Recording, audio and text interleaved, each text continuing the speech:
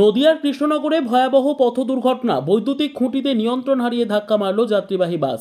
গুরুতর আহত একাধিক বাস যাত্রী। ঘটনায় তীব্র চাঞ্চল্য। আহতদের উদ্ধার করে নিয়ে যাওয়া হয় কৃষ্ণনগর শক্তিনগর জেলা হাসপাতালে।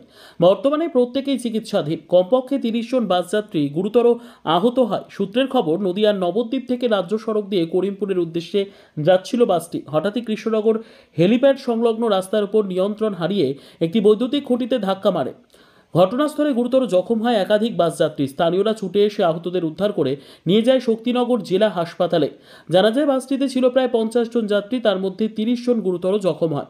খবর পেয়ে ঘটনাস্থলে যায় কোতোয়ালি থানার পুলিশ। এরপর ক্ষতিগ্রস্ত বাসটিকে উদ্ধারের কাজে হাত লাগায়।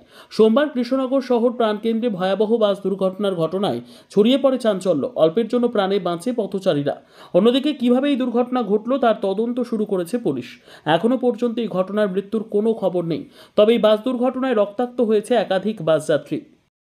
ঘটেছে বাসে করে আসছিলাম, যে বাসটা বাম্পারে কি পাতি ভেঙে গেল।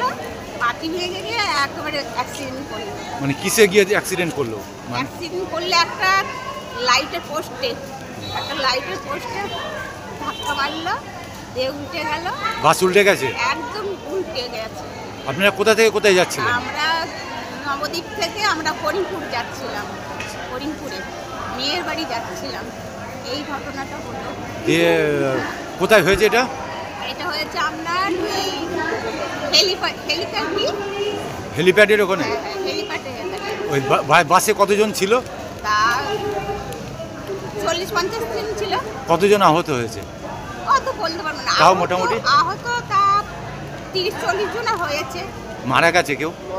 ওই ড্রাইভারকে মারা গেছে, ড্রাইভারকে পাচ্ছে না। তাই তা আমাদের তো আমরা চলে এসেছি। তারপরে আপনাদের কারা নিয়ে আসলো? আমাদের ওই অ্যাম্বুলেন্স করে পুলিশে নিয়ে আসলো। পুলিশে। আপনার বাড়ি কোথায়? আমার বাড়ি নবদ্বীপ। আর যাচ্ছিলেন কোথায়? করিমপুর।